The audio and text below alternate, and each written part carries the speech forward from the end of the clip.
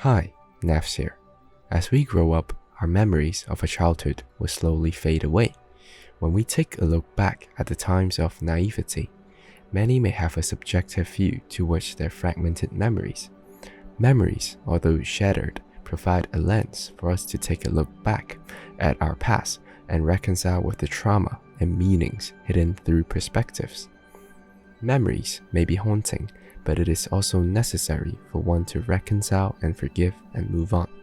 And by engaging in the process of remembering with new perspectives, it opens a pathway for us to mend our past regrets.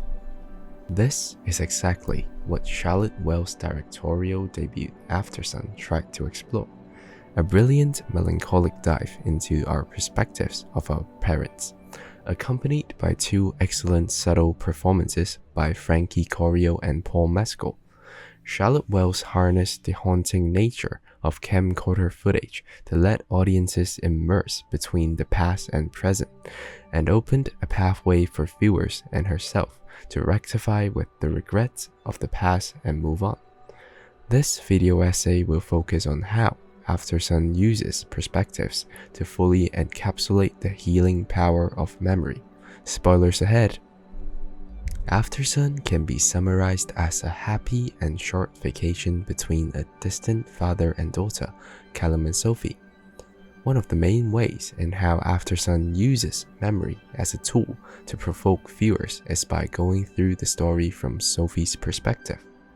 Just in the title card itself, we listen to the beeping and clicking sound of the camcorder, one of Callum's remnants to Sophie that she's using to understand her father.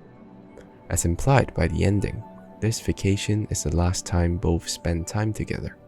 The uniqueness of the film is that we are put in the same perspective as adult Sophie, but not exactly, in which we are viewing the recordings through a blank slate to understand the once present and happy Callum while she's not. The idea of secondary memories is important, as we get to turn episodic memories that are linked with subjectiveness into objective semantic memories.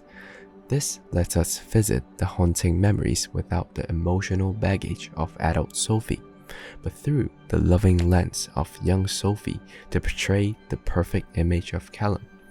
Upon first viewing, Callum's signs of mental struggles are less apparent to the naked eye, but after the ending, his struggles become more visible and viewers will be left startled over his every facial expression.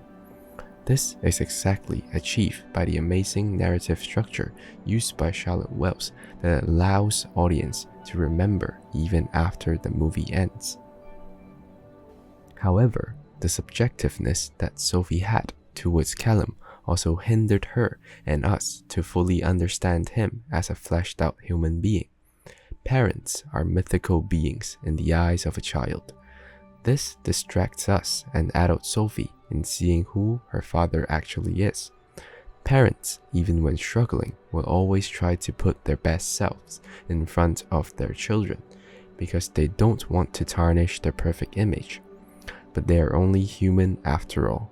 They fail, they make mistakes, and most importantly, they can also be hurt. Unlike other movies, Charlotte Wells doesn't tell us how much he's struggling, but hides every detail in Paul Mescal's subtle yet devastating line deliveries and facial expressions. And by revisiting the movie, you can see how much of Callum's perfect facade of a father starts to fade. This newfound perspective presented in the film puts us exactly in adult Sophie's shoes. Finally, by changing our perception of the movie, we are ultimately on the same page as adult Sophie. Thus, we may understand and see Callum in light of his mental illness. As the brilliant ending scene implies, we are pulled out from the TV and we are watching the memories as if we are in Sophie's point of view. We have gone on the same journey as her. The following 360-degree turn therefore can be interpreted as the only reconciliation that Sophie can have with his long-lost father. This scene can be heartbreaking and haunting, but at the same time reassuring and melancholic. Mending past regrets with people who are no longer here cannot be done unless there are some remnants of them, and the camcorder footage is therefore the only part of Callum that Sophie can forever hold on to. After multiple viewings, Aftersun still lingers in my brain like a fragmented memory. Scenes are often replayed in my own mind camera. Charlotte uses a universal story of the relationships with our parents to explore the theme of regret and reconciliation. It is hard to not get personal with the movie, as we have all experienced loss at a certain age. Aftersun may hurt like a sting, but it also offers viewers a path to accept and let go. Just like the cryptic rave sequences that collage with the final dance, the juxtaposition of young Sophie trying as hard as possible to hold on to Callum, while adult Sophie has to push him away into the abyss, captures the thesis of perspectives perfectly. The inner struggles in how one must liberate ourselves from the clutches of guilt and regret, but at the same time, we must also hold on to parts of the memories that let us remember is presented masterfully in this devastating and purgative sequence.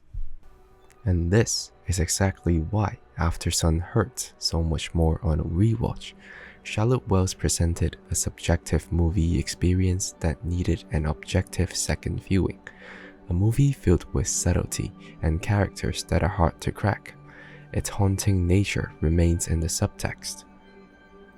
Aftersun challenges the viewers to remember, to revisit, to think, as the uniqueness of the themes of memories soars through the surface and change its narrative structure. Although it hurts so much more on a second viewing, the mending nature of memories can only be felt when the tear stops. Aftersun offers a melancholic catharsis for our past regrets, for viewers and Charlotte herself to heal and to move on. It acts as a bridge to connect with people who are no longer here, and suggests that we should try to understand their pain through an objective lens. Turned away from it all like a blind man. Sat on a fence, but it don't work. Keep coming up with love, but it's so slashed and torn. Why